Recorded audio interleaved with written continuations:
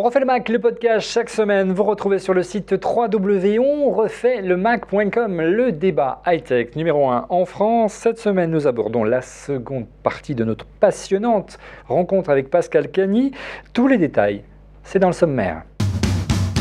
Au sommaire de ce 150e numéro d'On refait le Mac, la seconde partie de notre émission consacrée à Pascal Cagny. L'ancien directeur général et vice-président d'Apple Europe nous ouvre son livre de souvenirs. Il revient sur ses relations avec son boss et ami, Steve Jobs, mais aussi son successeur, Tim Cook, sans oublier de porter un regard sur la politique de communication si particulière de la firme de Cupertino. Quid également du futur? Apple est-elle en panne d'innovation? Quels nouveaux produits peut-on attendre dans un avenir proche? Pascal Cagny nous répond sans langue de bois. Et n'oubliez pas de participer à notre concours organisé par Beezy, notre partenaire qui fête ses 10 ans, vous offre 20 robes Sunset pour MacBook Pro Retina en répondant à la question qui vous sera posée en fin d'émission. On refait le Mac, épisode 150, rencontre avec Pascal Cagny, deuxième partie.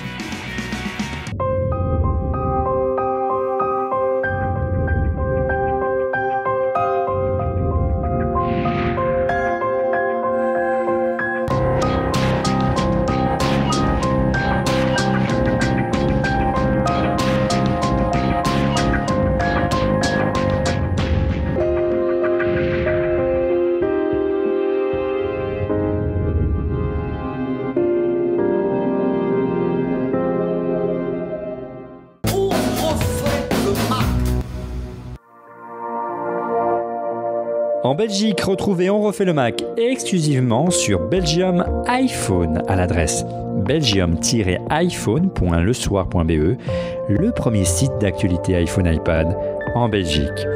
Et désormais, retrouvez On refait le Mac au Québec exclusivement sur le site de Mac Québec à l'adresse macquebec.com, la communauté d'utilisateurs de produits Apple au Québec. De retour pour la seconde partie de notre émission consacrée à Pascal Cagny. N'oubliez pas notre concours donc pour remporter l'une des 20 housses Beezy offertes par notre partenaire. La question vous sera posée en fin d'émission et surtout la réponse elle va glisser tout au long de cette émission. Donc soyez attentifs avec comme invité, comme chroniqueur, comme la semaine dernière, Cédric Ingrand de la chaîne Info et Rodrigo Sepulveda-Schulz, investisseur, podcasteur et entrepreneur. Sans oublier avec moi dans le studio de Tech TV, Pascal Cagny. Alors on va parler justement d'amitié avec un personnage important au sein d'Apple, c'est Steve Jobs. Quelle était la nature de tes relations avec lui? C'était un ami, c'était un patron, tu avais des conversations qui allaient au-delà justement du purement travail. Comment ça se passait concrètement?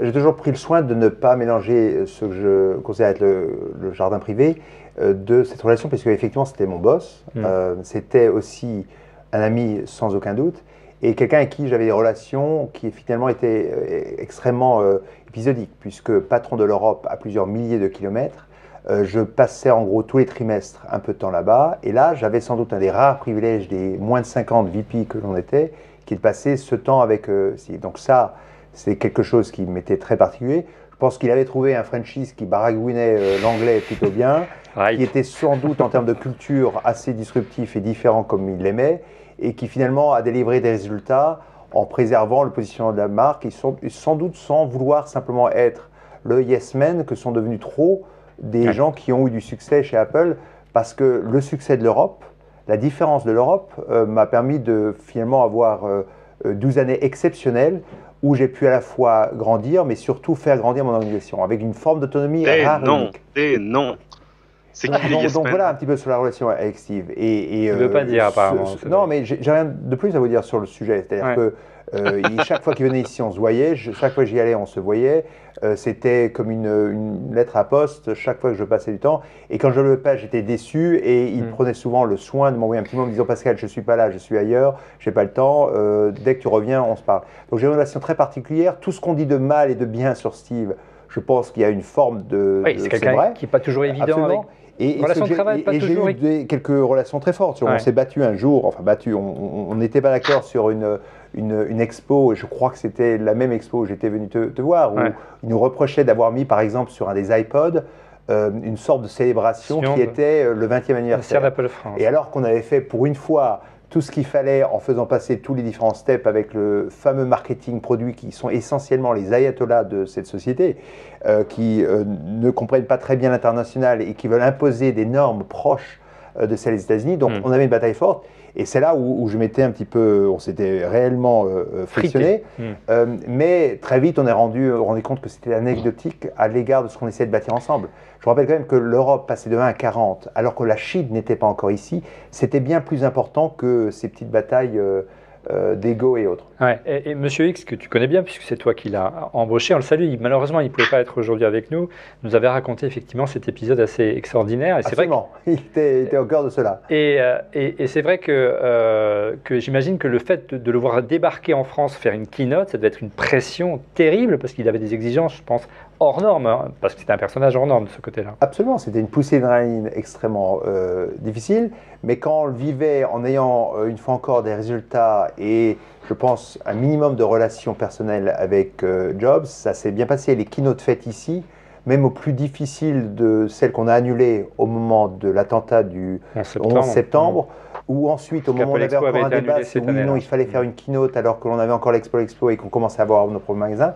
Je pense que ce sont toujours extrêmement bien passés et c'était une sorte de rendez-vous annuel qui obligeait aussi certains des exécutifs de Cupertino de venir voir le monde hors de la tour d'Ivoire. Demande à Apple, Oui, alors ils le font différemment aujourd'hui, mais je pense que c'était ça qui était important. Une réaction, messieurs. Alors, cette période, Steve Jobs, quelle question vous voulez poser à Pascal par rapport à son relationnel avec Steve? Moi, il y a un sujet qui me passionne toujours, qui est celui de la communication d'Apple, parce qu'il y a des choses qui se passent chez Apple et qui se passent nulle part ailleurs de la même façon. Je veux dire, et on a tous des exemples de trucs où on se dit mais c'est pas possible, une autre boîte te ferait passer par le même chat de la même aiguille pour arriver à toucher un produit, etc., etc. Tu dirais attendez, vous allez arrêter tout de suite. Et il y a toujours chez Apple ce côté, enfin la façon dont je l'explique quand on me le demande d'ordinaire, c'est que j'explique que la communication d'Apple est quelque chose d'abord d'extrêmement écrit, et que la raison pour laquelle il se passe plus grand chose après les keynotes, c'est tout simplement parce qu'on estime que la communication est déjà tellement écrite et les messages tellement ciselés que tout ce qui pourrait se passer après ne servirait qu'à dénaturer le message original. Mais c'est vrai que ça aboutit à des choses où moi je me souviens d'événements Apple à Londres par exemple où on croisait Pascal et où il y a des gens après qui passaient qui nous disaient non Pascal il peut pas répondre à une interview, hein, c'est pas possible, il n'est pas porte-parole. Mais il est VP d'Apple. Ah oui mais il n'est pas porte-parole. C'est vrai que l'organisation pour cet événement-là, médiatique d'Apple, ce jour-là, on avait choisi une personne comme porte-parole, qui était par exemple le chef de produit venu de Cupertino, qui était le seul qui pouvait répondre aux questions. Moi, je me souviens d'une conférence, d'un one-to-one avec John Robiston que tu connaissais bien, hein, qui était vice-président d'Apple en charge du matériel, se faire presque humilier par une attachée de presse qui a coupé la parole en disant vous n'êtes pas habilité à parler de futurs produits. C'est surprenant, quoi. Il faut juste que vous compreniez que pendant de longues années, moi j'étais le chef de produit et dans les années 2000, 2001, 2002, 2003, sans doute 2004, on faisait le pitch sur les résultats, mais aussi le produit. Quand on devient la société qui est la nôtre et le succès qui est le nôtre, on se rend compte qu'une fois encore, je reviens sur cette logique où on était devenu une nation de spécialistes, il fallait que l'on soit très prudent. Pourquoi ? Parce que quand vous avez la croissance qui était la nôtre, quelques bavures ou mots perdus lors d'une interview ici, en Europe, au Japon, en Chine, via l'Internet, passe sur Yahoo et a un impact très fort sur ce qui s'appelait alors l'action Apple. Donc on a effectivement totalement fermé les vannes.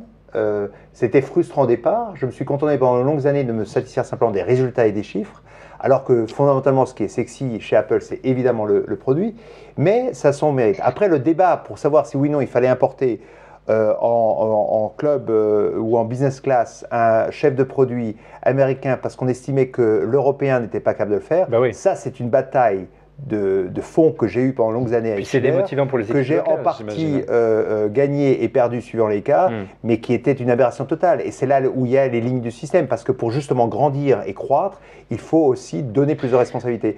Une fois qu'on a dit ça, n'oubliez pas que cette société, je retourne demain à HEC avec un professeur exceptionnel qui s'appelle Vincent Bastien, Jean-Noël Caferrer, qui ont écrit un bouquin Luxe oblige. Et j'ai découvert à la faveur de discussions avec l'un et l'autre, qui prenaient un exemple de Apple sur comment on avait utilisé les codes du luxe pour créer une marque aspirationnelle avec une valeur immatérielle de la marque qui est forte. Et pour faire cela, on n'est en rien différent de ce qui se passe chez un Chanel, chez un Hermès. C'est-à-dire qu'on a une communication extrêmement scriptée, codée, mais qui nous permet de ne pas laisser tout à chacun s'exprimer et donc brouiller le message. Pour aller encore plus loin que la réflexion de Cédric il y a un instant, non seulement il y a encore aujourd'hui des codes de communication bien précis au sein d'Apple, à savoir il n'y a que certaines personnes qui peuvent parler, mais au-delà, il n'y avait qu'une seule personne dans le monde qui représentait Apple, c'était Steve Jobs, personne d'autre n'était apte à parler à sa place. Et on peut se demander de temps en temps si ce n'était pas un petit peu contre-productif qu'il soit toujours représenté comme le père de tous les succès d'Apple, alors que tu l'as dit toi-même, il y avait des équipes qui étaient talentueuses, qui étaient derrière. Et ce n'était pas un peu frustrant en interne de ne pas pouvoir systématiquement être associé à ces succès-là, médiatiquement parlant, je veux dire? Si, il y a sans doute plein de frustrations comme celle que vous avez mentionnées de John et autres, mais n'oubliez pas qu'on a vécu simplement la starification du monde de l'entreprise. Et Apple, comme toujours, a été un peu plus en avance sur son temps. Toutes les entreprises aujourd'hui, d'un CAC 40, d'un FTSE 100 ou d'un Dow Jones ou Nasdaq, sont arrivées au même mode opératoire. Pourquoi? Parce que lorsqu'on essaie d'avoir l'équivalent en campagne de pub et que l'on fait parler à la seule même personne de manière extrêmement discrète, on peut négocier une première de page, une dernière de page. Ce qui est rare est cher, donc la parole est rare et elle devient donc plus chère, ce qui donne une couverture plus forte. Ça frustre évidemment la guilde des journalistes, légitimement qui ont du mal à faire leur marché, mais en même temps, ils sont tellement ils ont plus accès à l'information grâce au net qu'ils ont retrouvé un terrain d'équilibre. Mais on n'a fait finalement que montrer la première phase de ce qui est devenu aujourd'hui la règle dans toutes les sociétés publiques cotées, avec des actionnaires qui sont aujourd'hui des fonds de pension, des hedge funds, mais aussi toi et moi en tant qu'actionnaire privé. Donc voilà. Enfin, je ne suis pas actionnaire, mais je ne l'ai jamais été. Mais, Olivier, j'ai trois commentaires très rapides. Vous prenez la parole quand vous voulez, messieurs, allez-y. Pour ce que disait Pascal, j'en ai déjà parlé ici sur On refait le Mac, je crois 2 fois, quand Domenico Del Sole et Tom Ford ont repris Gucci en 1984, ils ont repensé tout le marketing mix de Gucci, mais en particulier sur la distribution, ils avaient décidé que leur clientèle était unique dans le monde et que la femme Gucci qui venait dans un magasin Gucci devait retrouver le même environnement partout dans le monde. Et qu'elle rentre dans un magasin à Tokyo ou à New York ou à Sao Paulo, c'était la même chose. Et en effet, on retrouve exactement ces codes-là dans la stratégie de retail d'Apple.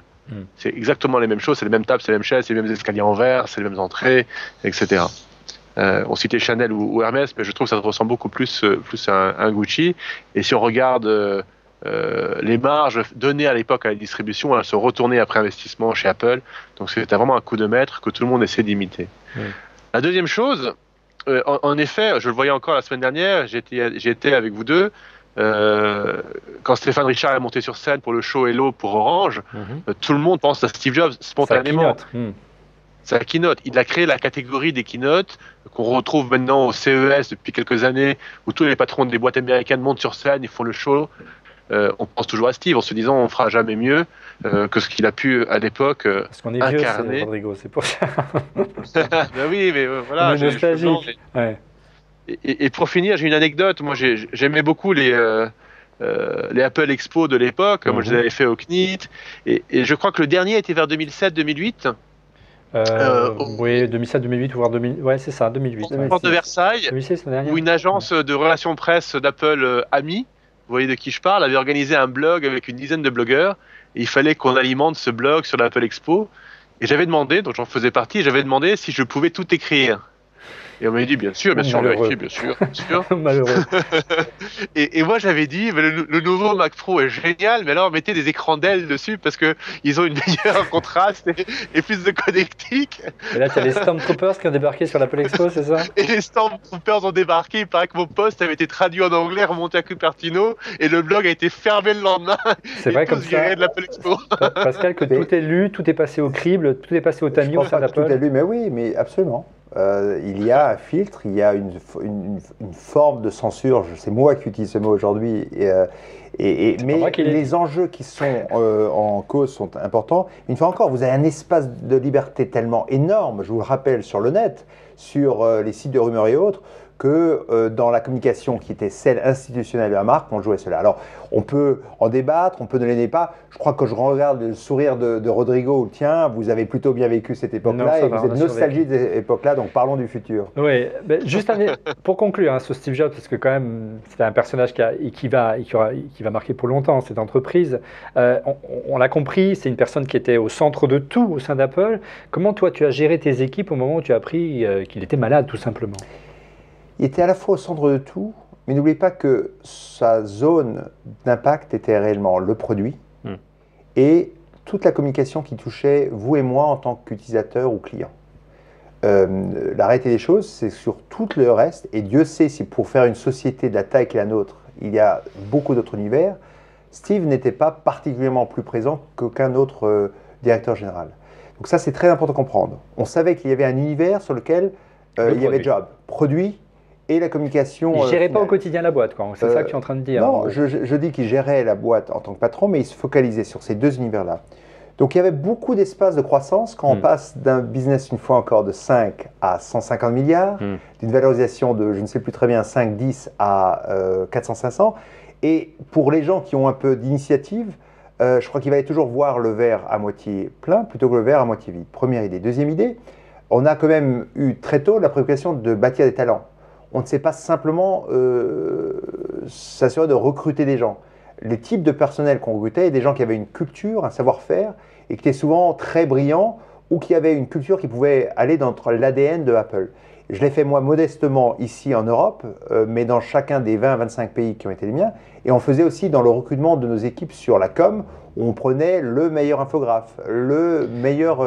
Ça veut dire quoi, Pascal? C'est alors que Tim Cook, que Steve Jobs avait su représenter la marque, il a su parfaitement préparer la suite. C'est ça que tu es en train de dire? Je pense que la preuve, c'est que cette société continue encore, croit qu'elle a encore un futur, que vous allez évidemment me poser la question de savoir si oui ou non il y a encore un potentiel d'innovation. Moi j'ai extrêmement, et je l'ai dit, je l'ai raconté, je crois que j'en ai parlé dans quelques interviews, les annonces de septembre qu'on a très longtemps attendues, trop longtemps, ont été extrêmement pertinentes parce que ça a été un concentré de technologie et je crois qu'on n'est pas au bout de l'histoire. C'est une société qui finalement n'est que dans son adolescence. Et quand on regarde des sociétés qui ont duré 100 années, quand on regarde même Sony, qui va un peu plus mal aujourd'hui, on est peut-être au milieu des années 70 pour le Sony qui aujourd'hui est un peu plus en situation on va revenir dans un tout petit instant sur l'Apple d'aujourd'hui, sur la gamme de produits, ton regard, l'iPhone 5C qui est là et l'iPhone 5S que tu utilises tous les jours.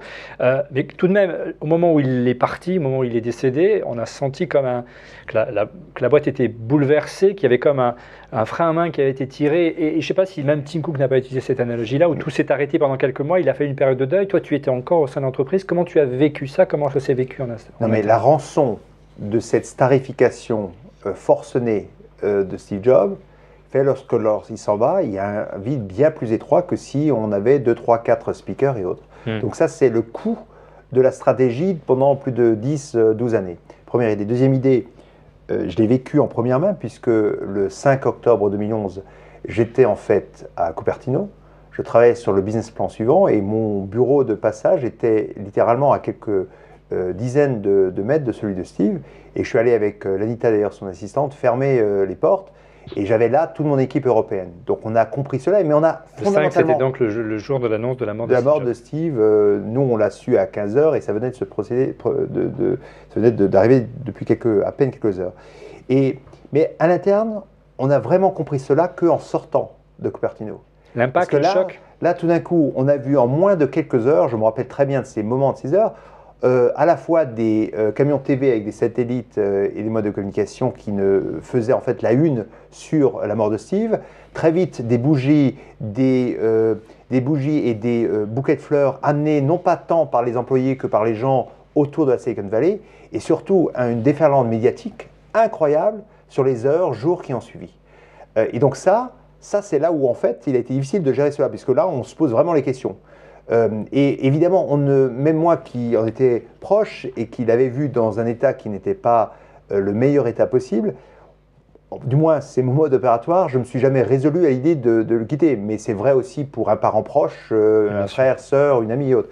Et donc, ce qui s'est passé sur ces quelques heures, quelques jours, c'est effectivement un grand vide. Pour autant, on avait songé à cela et préparé. Steam, je vous le rappelle, 4-5 années avant, avait été déjà l'acting CEO, puisque la maladie de Steve ne s'est pas faite du jour au lendemain.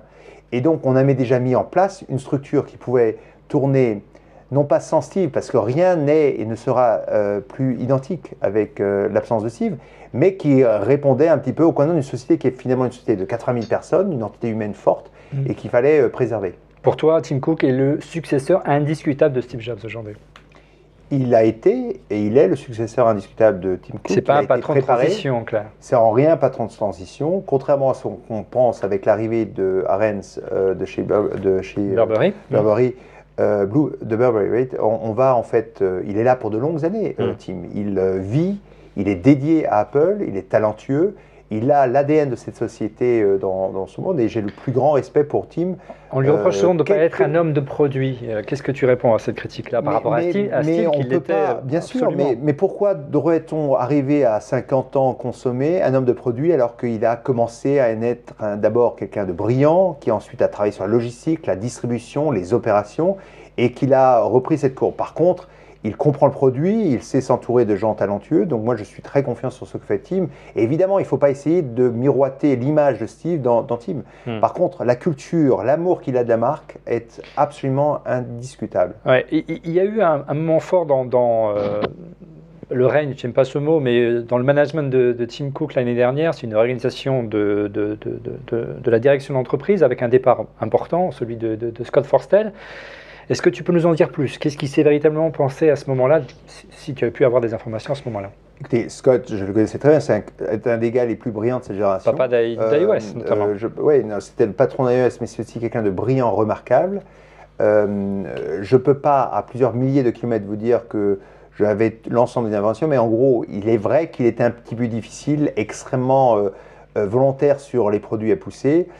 Quant à Browett, je pense que c'était simplement un recrutement rapide. Le patron des Apple Store. Le patron des Apple Store. Et que c'était sans doute un acte fondateur pour Tim que de prendre cette décision-là. Moi, je regrette personnellement le départ de l'un et de l'autre, qui étaient des personnes remarquables, et particulièrement de Scott, qui sur le produit est sans doute quelqu'un d'irremplaçable. Pour autant, une fois encore, vous êtes aux États-Unis, au monde, combien de talents les plus brillants de la planète ne souhaite qu'une seule chose, c'est venir travailler à Cupertino et participer au développement de ces produits. Donc je crois qu'aujourd'hui, il y a une équipe fantastique et qui délivre des beaux produits avec un peu plus de temps et plus de délai, mais au global, ils sont là. Alors, le résultat de cette réorganisation, habile transition, elle est là. Hein, tu as amené tes téléphones, l'iPhone 5C ici et l'iPhone. Tu voulais dire quelque chose, Cédric? Excuse-moi. Vas-y. Oui, Pascal disait ce serait idiot pour Tim Cook d'essayer de faire une reproduction, un copier-coller de ce qu'était Steve Jobs, parce que d'abord c'est des personnalités différentes avec des compétences et des appétences différentes. Est-ce que du coup, moi l'impression que j'ai depuis que Steve Jobs n'est plus là, c'est que on essaye de reprendre les mêmes recettes encore sur la communication. Par exemple, le déroulé d'une keynote aujourd'hui et le copier-coller du déroulement d'une keynote avant. C'est-à-dire le patron arrive sur scène, dit bonjour, fait c'est un peu moins fun, non, c'est pas ce que je veux dire. Fait le discours de l'état de l'Union, le dernier Apple Store qui est ouvert, les chiffres, etc. Puis la même partition. Exactement la même partition. Or, si tout à coup on te dit tu vas continuer à faire du millefeuille parce que tu es le grand spécialiste mondial du millefeuille, mais tout à coup, désolé, on n'a plus de beurre. Tu vas le faire à la margarine. Bah oui, mais ça va pas faire le même millefeuille à la fin. Est-ce que ce serait pas l'occasion de changer un peu la recette, ou est-ce que justement il n'y a pas une peur intériorisée de toucher aux recettes qui ont fait le succès, de toucher à ce que Jobs a mis en place avant sa disparition? Moi, je crois que vous êtes sur un point extrêmement précis que moi je partage totalement. Si j'avais un conseil à donner à Tim et en prenant un petit peu c'est qu'il soit lui-même et qu'en rien il n'essaie de jouer que ce soit dans le ton, la voix, le scénario, ce qu'a essayé de faire Steve Jobs. Mais là encore, admettez que ce qu'il y a sur ses épaules, alors que le monde entier, à la faveur de la disparition de Steve, a été braqué sur Apple, est tel qu'il faut lui laisser, de la même façon qu'il a un acte fondateur avec le licenciement de 2 managers clés, lui laisser le temps de peut-être retrouver un équilibre et d'être lui-même. Et lui donner non pas simplement quelques jours, quelques semaines, mais quelques années. Et c'est ce qui se fait aujourd'hui. Une fois encore, ce qui est important, c'est si oui ou non cette société continue à délivrer des produits qui puisse vous surprendre, vous et moi, des services qui nous animent. Et je recrois ce qu'ils ont démontré, et j'en parle maintenant vraiment avec tout le détachement nécessaire à la fois à ce qui a été une aventure humaine rare, particulière, qui marque une vie, mais aussi une société que j'ai quittée avec finalement énormément de facilité. Au bout d'un an et demi, ces sociétés a continué à délivrer des produits rares. Ce n'est plus un cycle de 6 ou 9 mois. Ils continuent à accroître leur part de marché sur certains univers. L'App Store est un succès faramineux. C'est devenu en gros le seul paradigme du futur. C'est-à-dire qu'on ne peut plus aujourd'hui concevoir des produits sans penser à l'application. Donc je pense que c'est ça, le vrai jury sera là aujourd'hui dans les années à venir. Alors, certainement. Quand est-ce qu'on verra apparaître des produits qui ne seront plus ceux d'une roadmap à laquelle Jobs l'arrivée sur de nouveaux marchés? Je pense que moi, je ne le sais pas. Le futur d'Apple. J'ai eu le privilège d'être dans ce qu'on appelait le top Android pendant de longues années et de voir ces nouveaux produits. Mais je pense qu'il est clair qu'en 2014, et je me suis déjà exprimé sur le sujet, on devra avoir une Apple TV. Si Apple, alors même qu'on a une explosion du contenu et de la création, ne vient pas sur l'Apple TV, pour révolutionner un petit peu, non pas le design de l'Apple TV, parce qu'objectivement, une Samsung, une Love aujourd'hui sont superbement très belles, mais en offrant des notifications, en offrant des guides de programmes, ce qu'on appelle en anglais des EPG, d'une toute autre nature, en simplifiant la capacité que vous et moi, on a de programmer soi-même ces émissions en allant sur le cloud et autres, en ayant des notifications qui nous expliquent aujourd'hui et nous alertent sur ce qu'on souhaite, bref, qui utilisent l'ensemble de ce que le net aujourd'hui offre. Je pense que vous et moi, on sera déçus. Donc je pense que l'Apple TV est là. Je pense qu'il est clair aussi que rester sur un écran à 4 pouces sur le téléphone ne pourra pas durer. Il y a aujourd'hui vraiment des écrans plus grands qui vont grandir. Donc là, c'est le deuxième pari que je serais prêt à faire. Et le troisième pari, je pense qu'aussi, même si ce n'est pas le propos de cette marque, c'est-à-dire de suivre Android dans une course de part de marché, on pourrait estimer à un moment donné sur les pays émergents d'avoir des téléphones un peu moins chers ou un positionnement de ce produit qui est une merveille d'une autre nature, comme l'est aujourd'hui le 4S. Alors, s'ils font tout cela, cela devrait délivrer déjà suffisamment de contenu, sans vous parler des operating systems, de ce qui se fait sur le cloud, sans vous parler des prochaines arrivées sur les apps qui sont extrêmement fortes. Et ça, la montre connectée? Alors ça, j'ai beaucoup de mal à le voir. Pourtant, c'est ton dada en ce moment, les objets connectés.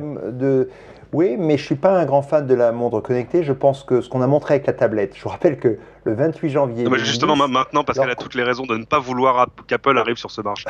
Peut-être, mais je n'ai pas investi ni dans Pebble ni dans Samsung. Et ce sont les deux seuls réels acteurs de cet univers. Mais tout ça pour vous dire que le 28 janvier 2010, lorsque on a lancé l'iPad, je rappelle une des vidéos qu'on trouvait sur le net, c'était la vidéo, je crois, c'était de Bill Gates au Comdex 2000, qui montrait la tablette PC.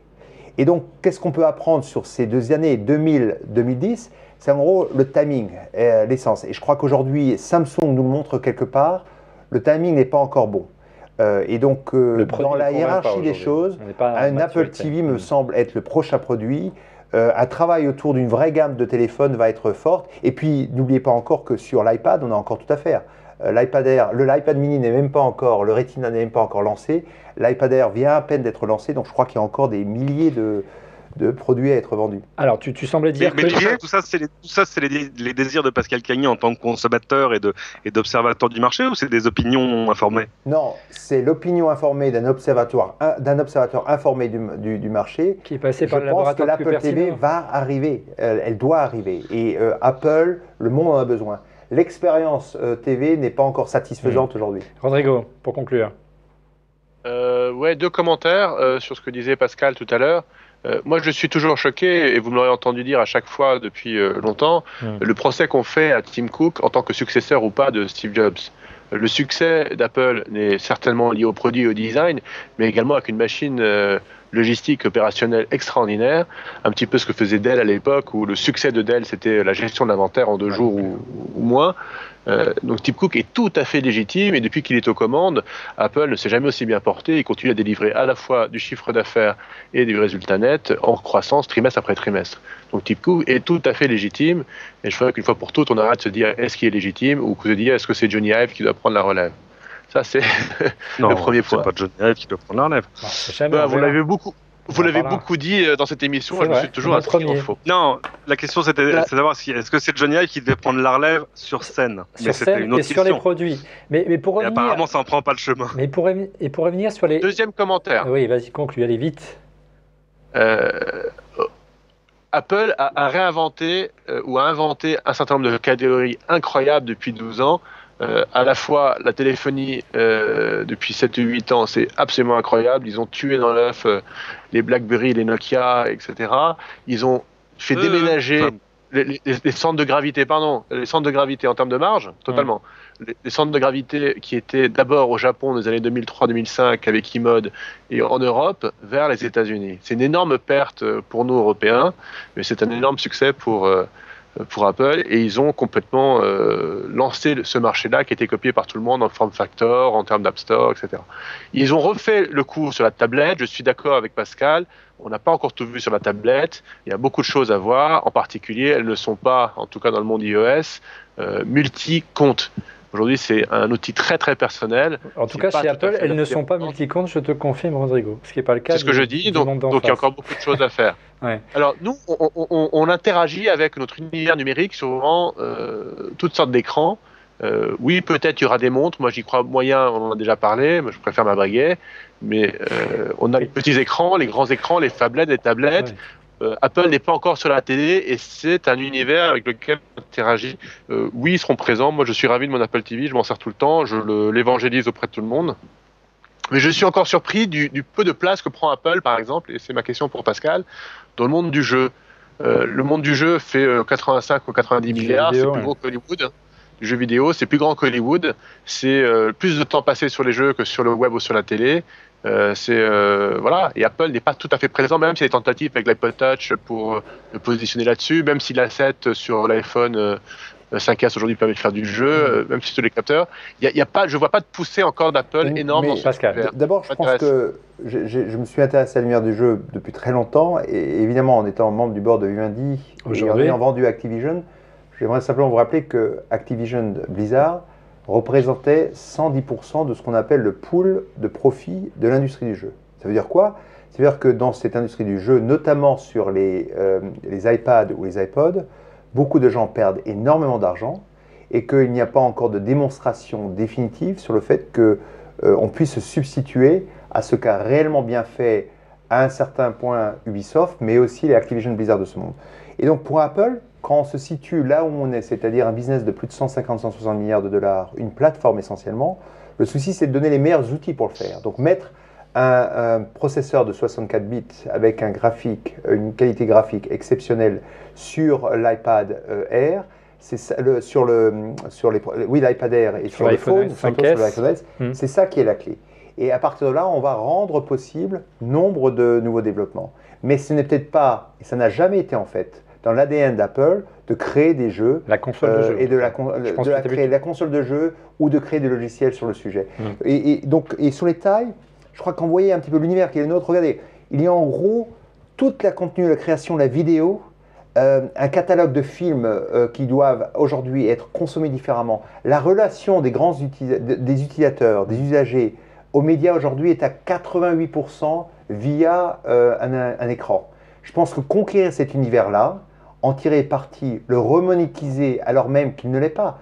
Il y a aujourd'hui une relation inversement proportionnelle entre la taille des marchés médias et l'univers de numérisation. Qu'est-ce que je veux dire par là? C'est que sur la musique, qui est le plus petit des marchés, on est à 40-50% de numérisation. Vous êtes sur le livre, sur la vidéo, sur les magazines, on est à 2, 3, 4, 5, 6%. Donc je pense qu'il y a encore une conquête à faire et que Apple ne sera jamais aussi bon que sur la plateforme, le logiciel, quelques applicatifs et évidemment le device, c'est-à-dire le iPhone, l'iPad ou le Mac. Alors, tu parlais de la nouvelle gamme d'iPhone il y a un instant et tu te félicitais du choix stratégique d'Apple. Il n'empêche, on lit la presse, on entend les analystes et il semblerait que ce modèle-là ne performe pas autant que celui-ci, hein, l'iPhone 5S. Il est gold chez Pascal Cagny, c'est normal. Gold is best. Concrètement, Oui, champagne. Concrètement, est-ce que là, il n'y a pas une erreur de positionnement tarifaire sur ce produit-là? Peut-être être un peu moins ambitieux sur le hardware, moins performant, garder ce form factor, garder ce design, mais le vendre un peu moins cher.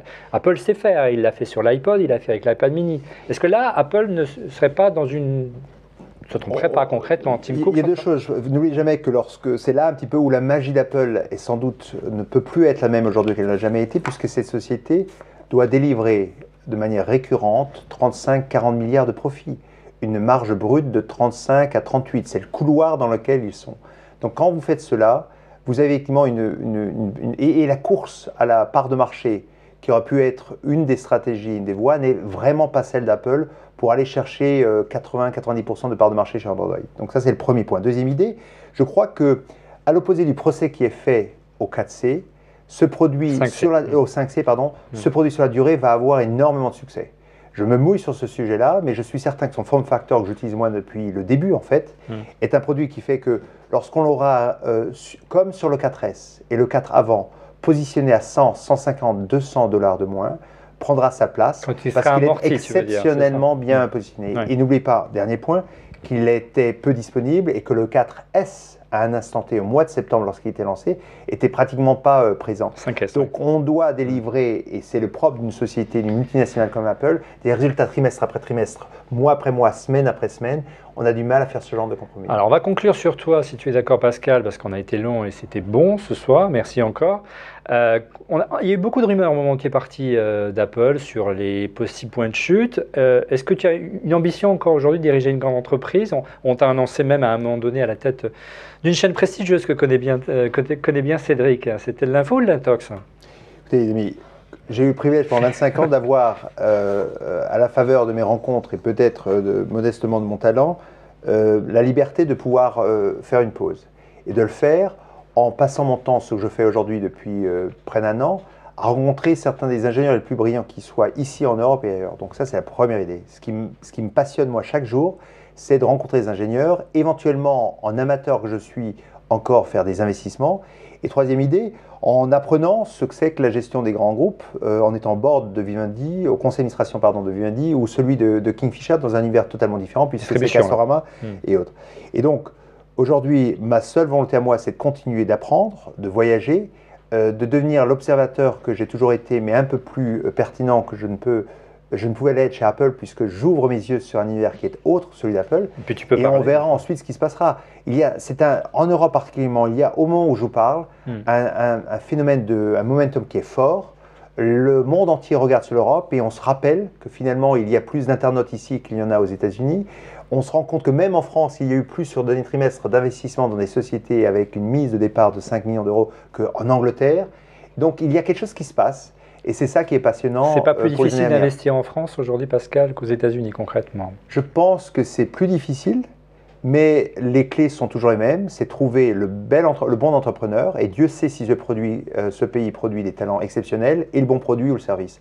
Et je crois que tant qu'on fait cela, on s'assoit sur le cadre réglementaire et on fait le pari de l'homme et du produit. Merci Pascal. En attendant de suivre les aventures de Pascal dans la nouvelle économie, dans les starters, on va suivre ça avec intérêt. L'heure est venue de notre concours Busy pour remporter l'une des 20 hausses qui vous est offerte ce soir, en répondant à la question tout de suite dans ce jingle. Pour remporter l'une des 20 robes Sunset pour MacBook Pro Retina offert par notre partenaire BeEasy, répondez à cette question. BeEasy fête cette année son anniversaire. Combien de bougies vont-elles être soufflées? Répondez via Twitter en associant votre réponse avec l'hashtag ORLM BeEasy, ORLM BEEZ. Bonne chance!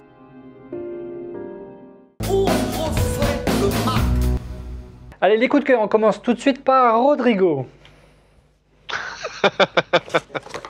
Allez, vas-y. Et sois bref. Il faut que j'aille super vite, c'est ça? C'est ça.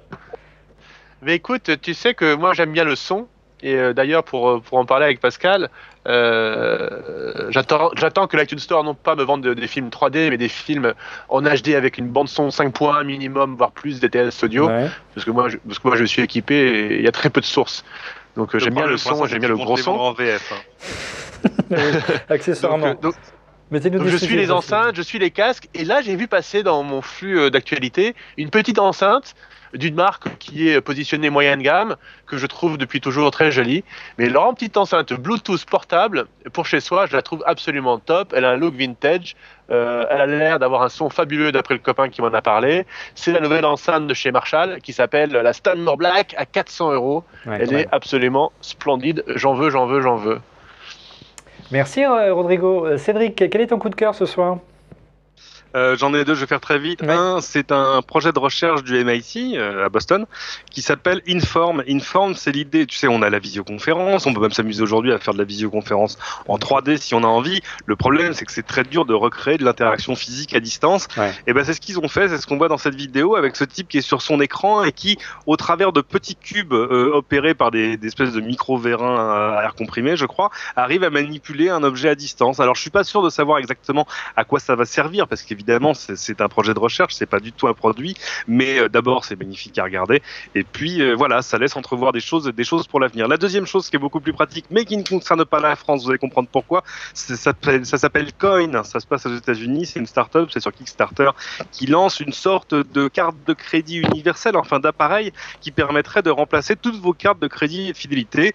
Vous les enregistrez dans votre iPhone d'ailleurs avec un petit dispositif qui fait penser à celui de Square et puis ça y est, elles seront stockées dans votre carte unique. C'est au moment de payer ou de la passer dans un lecteur que vous allez choisir quelle carte vous utilisez. Bon, moi ça pose plein de questions sur la fraude, sur tout ça, parce que vous sortez une carte qui ressemble à rien dans un magasin, vous la passez en disant je vais utiliser cette carte-là, le vendeur peut pas vérifier, il n'y a pas votre signature derrière.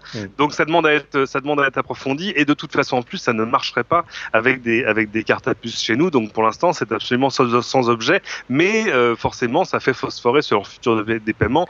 À mon sens, ça devrait plutôt se passer au travers du téléphone directement. Vous voyez, mais pour ça, il faudrait qu'il y ait du NFC dans l'iPhone. Moi, je dis ça. Un capteur d'empreinte aussi, mais bon, passons. Ça arrive apparemment, Cédric. Pourquoi pas? Ça va finir par arriver. Moi, j'avais une dernière iPhone question. 6, Cédric, je te parie que c'est dans l'iPhone 6 le NFC. Moi, je te parie que ça n'arrivera jamais le NFC chez Apple. Oui, mais une chose, l'iPhone... Apparemment, il a des infos, Pascal. Non. L'iPhone comme outil de paiement, c'est un truc mort-né à partir du moment où l'iPhone fait 15% de part de marché. Parce que les commerçants vont pas s'équiper. Pascal, donc, non. Mais on a le temps de réavoir toutes ces discussions. Moi, j'avais une dernière question pour Pascal. Depuis le début de l'émission, quand il parle d'Apple, il dit nous, il dit on. Moi, j'ai le souvenir d'un directeur de la communication de TF1 qui venait d'Apple et qui lui aussi, à chaque fois qu'il parlait d'Apple, disait nous et disait on, alors que ce n'était plus son employeur. Il faut combien de temps pour arriver à intérioriser le fait qu'on est sorti d'Apple, Pascal? D'abord, je vous rappelle que je parlais de nous. Tu peux l'envoyer Pêtre, mais je ne le ferai pas. C'est une bonne question. Je dis nous et on puisqu'on parlait du passé. J'ai extrêmement très vite j'ai switché en disant eux ou Apple. Rassure-toi, dans la vie de tous les jours, on ne me reproche pas encore de parler d'Apple.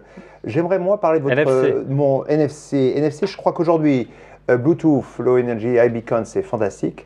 Ce qu'ils ont fait avec c'est ce qui est intégré dans l'iPhone 5. Mais je pense qu'il n'y aura pas de bataille, il y aura l'un et l'autre, comme toujours, puisqu'il serait bon qu'on ait peut-être le choix. Un coup de cœur qui m'importe, oui, ton coup de cœur. Pendant longtemps, je n'ai pas compris ce que voulait dire 3D printing, donc je m'y suis intéressé, je suis allé voir sur place, et là j'ai trouvé, c'était il y a quelques jours, alors qu'il y avait un salon du 3D printing, de l'impression 3D à Londres, une société superbe qui s'appelle en fait Formlabs, avec un produit qui s'appelle Form 1, un jeune entrepreneur qui a moins de 26 ans, issu du MIT, et qui a lancé un produit à 3 299 $, qui n'est en rien destiné au grand public, exclusivement, si je puis dire, sur les PME. Donc il est intelligent pour ne pas vendre quelque chose qui est invendable et qui semble avoir beaucoup de succès. Il a été sur Kickstarter l'une des 3 ou l'une des 10 grandes levées de fonds sur le sujet. Mais en tout cas, l'entrepreneur est jeune, brillant, mature, et cette société ne va cesser de croître. C'est là qu'il faut investir. Formlabs. Il faut investir, il faut peut-être l'acheter, la regarder, l'essayer et faire en sorte que toutes ces PME qui ont besoin de rapide prototyping, c'est le terme encore bâtard consacré au sujet, puissent utiliser cela. Mais c'est de la PME, c'est de l'entreprise ou c'est du prosumer pour utiliser un autre terme un petit peu compliqué. Merci Pascal. De mon côté, mon coup de cœur, regardez, ça peut faire penser à une enceinte, ça peut faire penser à une lampe, c'est un peu les deux, ça s'appelle la Yamaha Relite RX 700, c'est une lampe enceinte sans fil, une belle idée qu'a réalisé les Japonais de chez Yamaha, une enceinte avec un super son, le prix est un petit peu élevé autour des 600 €. Alors ce qui est dommage évidemment, c'est que ce ne soit pas encore au niveau des Philips Hue, hein, les ampoules connectées Wi-Fi, mais je pense que ce sera la prochaine génération. Voilà, nous arrivons au terme de cette émission, merci de l'avoir suivi, merci à toi Pascal d'être venu avec nous, ça fait un vrai bonheur de t'écouter, hein. C'était vraiment passionnant ce soir, merci à toi de ta confiance, tu reviens quand tu veux. Dans un an. Dans un an, très bien, on verra si tu iras toujours nous. Quant à Rodrigo, vous le retrouvez chaque semaine dans On fait le Mac et sur Twitter avec son Twitter @Rodrigo. Et quant à Cédric, vous le retrouvez tous les dimanches à 13h10. 14 000 followers and counting. Hein. Oui, tous les dimanches à 13h10 sur LCI. Qu'est-ce qu'il y aura donc au menu de la prochaine émission de Plein Écran, Cédric? 2 startups rencontrées la semaine dernière à Tokyo. L'une qui a fait une appli iOS et Android qui s'appelle Cocopa. Alors ça te concerne pas si t'es pas une fille et que t'as moins de 25 ans, mais ça permet de changer les icônes de toute l'interface de ton téléphone. Ils ont fait 15 millions de users et je crois 30 millions d'ici la fin de l'année. Et surtout, c'est une startup japonaise qui a réussi à faire sa vie à l'extérieur du Japon, ce qui n'arrive quasiment jamais. Et une deuxième start-up à Tokyo, dans l'incubateur de Joyito, qui est, longue histoire, mais tous les gens qui le connaissent le connaissent. Mais une start-up à Tokyo. L'actuel patron du MIT Media Lab. Absolument. Et j'attendais que Rodrigo fasse le name dropping à ma place. Attends, j'ai ma photo de profil de 98 faite par Joey. Laisse-moi terminer. Une start-up à Tokyo, mais lancée par 3 Français et qui, je vous la fais rapide, veulent donner au retail, au commerce de détail, les mêmes outils d'analytique, c'est-à-dire d'où vient mon client, où est-ce qu'il va, est-ce qu'il passe devant la vitrine, est-ce qu'il rentre, dans quel rayon il va. Ceci grâce au Wi-Fi de votre smartphone, c'est super intelligent. Voilà, ça c'est dans Plein Écran ce week-end. Merci Cédric, vous retrouvez donc le Plein Écran dimanche 13h10 sur LCI. Quant à nous, on se retrouve, j'espère, dès la semaine prochaine. Bonsoir.